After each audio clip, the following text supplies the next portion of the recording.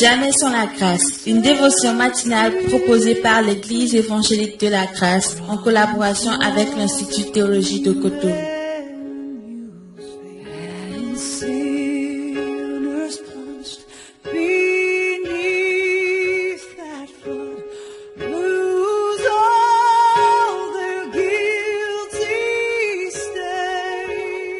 Bonjour chers amis, chers internautes, nouvelle journée, bienvenue dans notre dernière dévotion de cette semaine.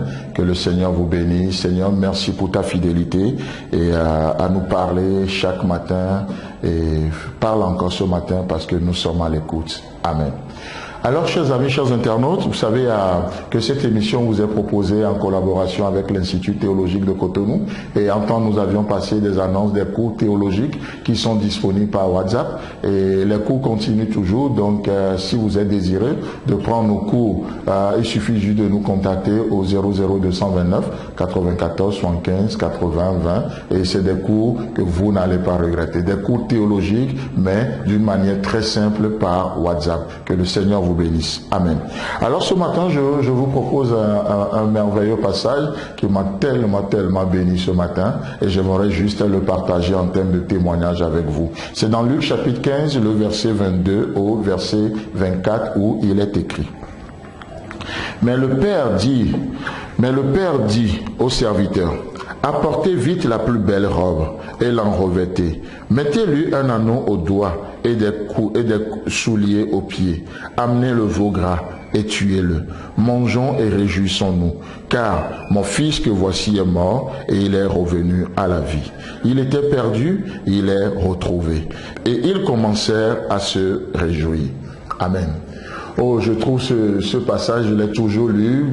C'est pas la première fois dont vous entendez lire ça, certainement. Mais c'est un passage qui m'a beaucoup béni ce matin. Vous savez pourquoi? Parce que beaucoup de fois dans le christianisme, Dieu nous est présenté comme ce Dieu qui nous donne des ordres. Dieu qui nous demande des choses à faire. Dieu qui nous donne des ordres et nous devons obéir. Certes, et le fait de voir Dieu de cette manière fait de Dieu un maître sur nos vies.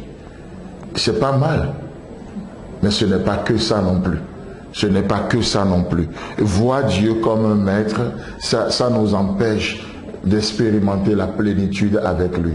Mais vous savez, au-delà d'un Dieu qui nous donne des ordres et on doit s'exécuter, dans ce passage, nous voyons plutôt un Dieu qui donne des ordres à notre sujet. Ce n'est pas pareil, ce n'est pas la même chose. Dieu qui vous ordonne et Dieu qui ordonne à votre sujet, il y a une grande différence. Dieu vous ordonne, alors il est votre maître et vous êtes son serviteur. Mais ici, Dieu ordonne au sujet du fils prodigue, de cet enfant qui est parti disperser ou utiliser les biens de son père, mais qui est revenu. On voit ce père qui ordonne, pas au fils, mais qui ordonne au sujet du fils. Et ça fait toute la différence. Ça fait de Dieu notre Père, notre Père. Et c'est ce que j'aimerais juste que nous comprenions ce matin. Quel est votre rapport avec Dieu? Dieu ne fait que vous ordonner, c'est-à-dire il n'est qu'un maître et vous n'êtes qu'un serviteur. Mais ce matin, nous avons un Dieu qui ordonne à notre sujet. Dieu qui ordonne à notre sujet. Et cela fait de nous ses enfants bien-aimés. Cela fait de lui un papa pour nous. Et Dieu donne des ordres aux serviteurs. Apportez vite la plus belle robe et l'en revêtez. Mettez-lui un anneau au doigt et des souliers aux pieds. Ainsi de suite. Peut-être, Dieu voulant, on aura le temps de revenir sur ce passage pour parler du contenu. Mais ce Dieu qui ordonne à ton sujet. N'est-ce pas la même chose que nous voyons avec Méphibosheth dans 2 Samuel, le chapitre 9, le verset 10. Qu'est-ce que David fait? Il est écrit, David ordonne à Thiba. Il ordonne à Thiba, l'un de ses serviteurs, qui fut aussi fut serviteur de Saül. Et David ordonne ceci. Il ordonne Thiba au sujet de Méphibosheth. Dieu ordonne ses anges à notre sujet dans cette journée. C'est merveilleux. Et regardez ce que David dit. Tu cultiveras pour lui les terres, toi, tes fils et tes serviteurs, et tu feras les récoltes, afin que le fils de ton maître ait du pain à manger. Et Méphibosheth, fils de ton maître, mangera toujours à ma table. Or, Tiba avait 15 fils et 20 serviteurs. Ça fait combien déjà? 35 plus lui-même, 36. Dieu qui ordonne au sujet de Méphibosheth. Le roi qui ordonne au sujet de Méphibosheth. Mais ce que je trouve encore extraordinaire par-dessus tout, mais David, tu as dit que Méphibosheth mangera toujours à ta table. Mais pourquoi va-t-on lui faire des récoltes? À quoi ça va servir? Chers amis, chers internautes, si Dieu ordonne à votre sujet, alors c'est de l'abondance.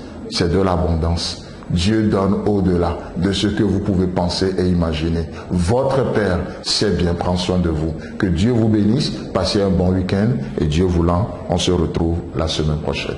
C'est tout le temps que nous avons. Si vous avez aimé cette dévotion, parlez-en à vos amis. Parlez-leur du message de la grâce et de ce qu'il fait dans vos vies. Pour un sujet de prière, une question ou plus d'informations, contactez-nous. Téléphone 64 88 35 87 ou 96 42 69 05 ou par WhatsApp au 94 75 80 20.